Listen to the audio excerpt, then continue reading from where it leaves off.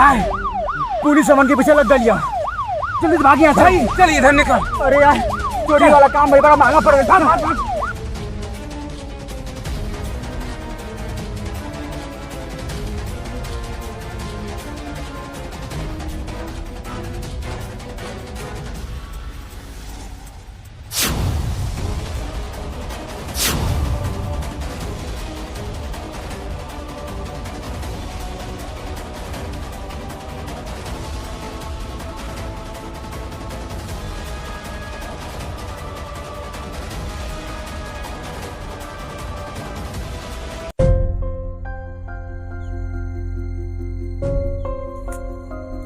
भाई ये जगह बैठल जा। हाँ भाई थोड़ा आराम कर ले जा। हाँ भैया। देख भाई अमन के घर वाला अमन के कितना मना कर ले रहा कि तोहन के बाबू चोरी चकार वाला काम बंद कर दासा, मगर अमन का अपने घर वाला का बात ना सुन ली जा। सही कथ है भैया। अब जो आज मान ले रहते जा ऐसा बात तो आज आई मुसीबत हमन के ना देखे के मिलत भैया। देख भाई पता नहीं जंगल कैसा ना कैसा ना है, मगर अमन के रात ये जंगल में गुजारे के पड़ी। कल सुबह जंगल से निकल जाइए अमन का। भैया कैसे रात बितावे के है ना माँ। हमके तू माफ कर दिया हमारे भाई, हम बहुत बढ़िया स्वार्थी इंसान हैं। हमके आज भी वो दिन याद है जब तू हमारे घरे आए रहे और तू हमसे कहले कि भैया हमें कहीं काम धरा था, हमारे परिवार में बहुत दुख परेशानी चलत थी, लेकिन हम तो ऐसा काम पकड़ौली ऐसा काम पकड़ौली ये काम में जान का खतरा हो गया भाई। अरे भाई तोरी में कोनो गलती ना है भैया। तू अपने जानत भर में बढ़िया हमके काम पकड़ो ले ठीक ना। सब नसीब वाली बात बोले भैया। देख भाई तू गलत ना ठीक ना, तू सही इंसान है भैया। देख भाई जो अमन से गलती हो गई है अब वह गलती के सुधारे के है। हाँ भैया आज वादा करने जा भाई अमन का क्या वादा करत भैया हमारे कि काम छोड़ देवल जाई। ना भैया अब ऐसा काम ना कभी ना कर ली भैया। ठीक है ये जंगल से धीमे धीमे निकल जा अमन। हाँ भैया यहाँ से निकल जा।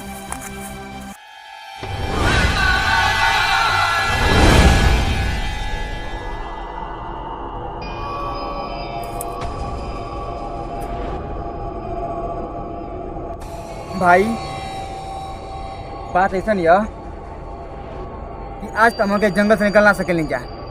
ठीक है भैया। कहाँ से पुलिस के हाथ लग जाई। बिल्कुल सही है। अब जंगल में हम थोड़ा आराम करके कल सुबह निकल जाई। ठीक है भैया ठीक है। थोड़ा आराम कर लेते हैं ठीक ना। ठीक बात तब ओकर बाद निकल जाइए हमारे पास। थोड़ा आराम कर लेंगे। हाँ ठीक है।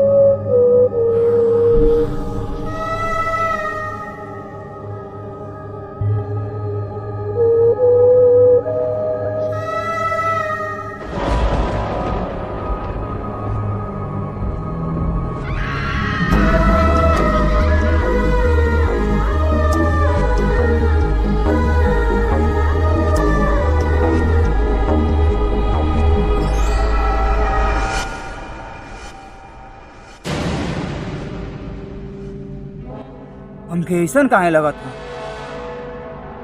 कि ये जंगल में भगवान के अलावा केहू औरी भी बाटे।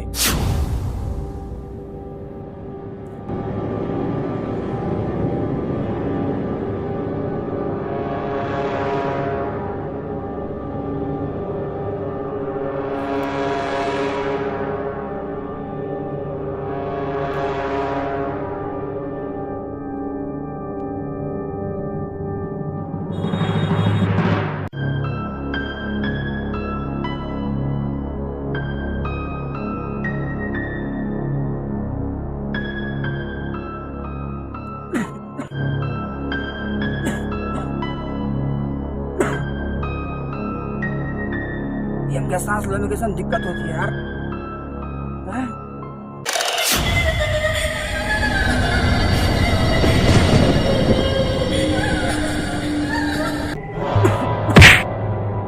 अरे यार,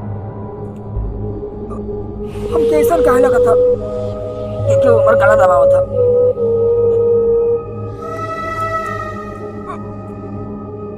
छोड़ दे हमके।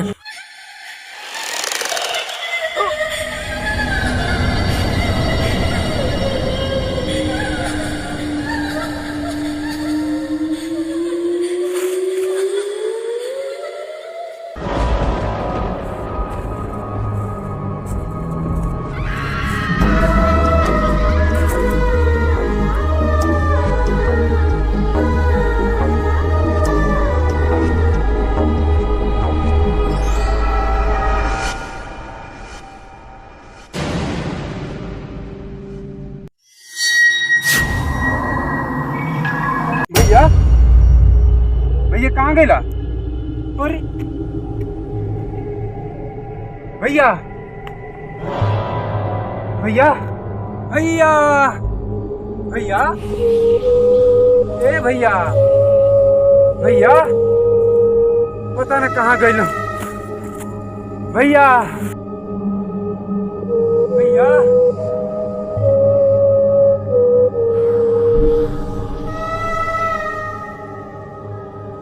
भैया ए भैया उठाओ भैया भैया ए भैया ई का हो गए भैया के भैया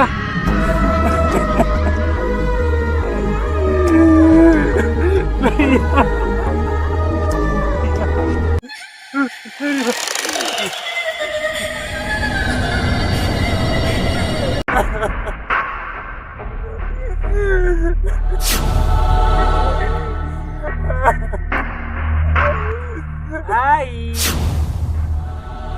भैया इधर रोट अड़ यार। कहाँ रोट रहे हो भैया हाँ तू तो मर गई लला ना मर गए नहीं हम हाँ पागल बोले का। अरे हाँ तू पानी खोजे गए नहीं हो ना तू मर गई लला भैया मर गए नहीं हम हाँ बात पगला ना ना ना भैया तू मर गई बा मरला है चल। जय बजरंग बली जय हनुमान जी जय बजरंग बली जय हनुमान जी जय मालिक या मालिक तो जी भगवान का नाम मत ले। या महावीर जी या जय हनुमान जी या तो जी बजरंग भगवान बली का नाम मत ले। तू भक्त हो क्या? तू कहाँ ऐसी कहता हो भैया? जय महावीर जी या हनुमान जी ओए, भगवान का नाम मत ले। भैया तो के हो का गई ना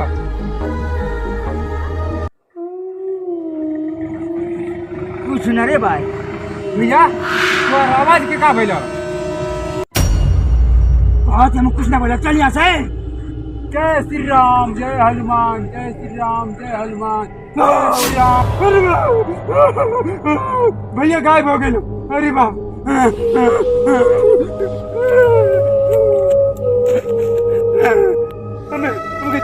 हमके छोड़ दे हमके छोड़ दे। जय श्री राम जय हनुमान जय श्री राम जय हनुमान जय श्री राम जय हनुमान जय श्री राम जय हनुमान जय श्री राम जय हनुमान जय श्री राम जय हनुमान जय श्री राम जय हनुमान जय श्री राम जय हनुमान।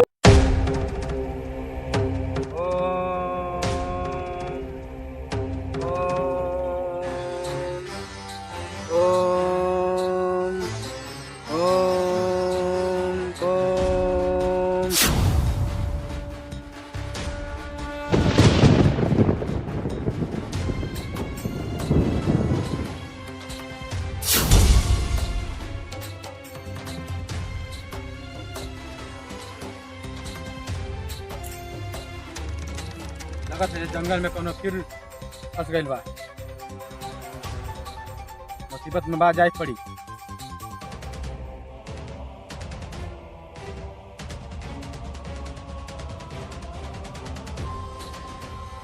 जय श्री राम जय हनुमान जय श्री राम जय हनुमान जय श्री राम जय हनुमान जय श्री राम जय हनुमान जय श्री राम जय हनुमान जय श्री राम जय हनुमान जय श्री राम जय हनुमान जय श्री राम जय। अब क्या है बाबा?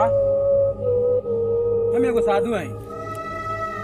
इस जंगल में हम अपने राम के भजिला बाबा हमन को दो भाई रह लिए जंगल में आके फंस गए जो ऊपर तो हमारे भाई के बात ये लो गलत काम कर गलत नतीजा होला बच्चा।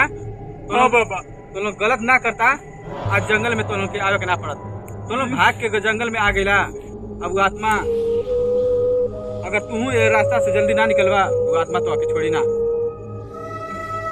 हमारे भाई का क्या है बाबा? तुम्हारे भाई तो दुनिया से चल गए ना, लेकिन तू अपने के बचा जल्दी निकला है रास्ता से।